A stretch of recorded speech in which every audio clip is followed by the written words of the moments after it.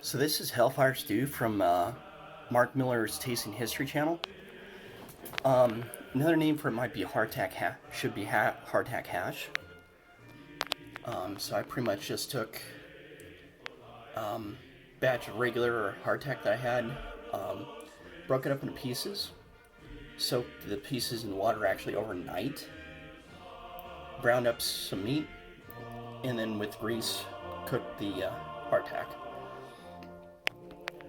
And so by itself, it doesn't have a lot of flavor, and you can imagine a soldier coming out of the field maybe using some dried vegetables or just about anything they could find, wild onions, garlic, anything like that to flavor it.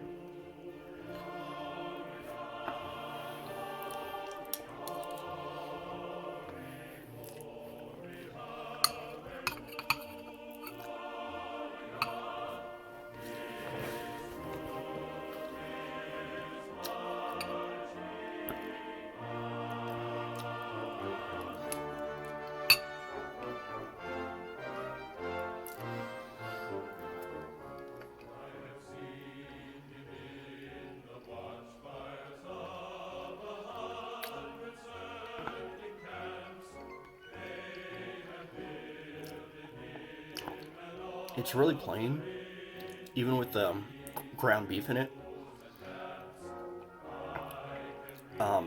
But yeah, it's definitely hearty and definitely filling. So you imagine a soldier getting a ration of salt pork and hardtack and just trying to make the best out of it.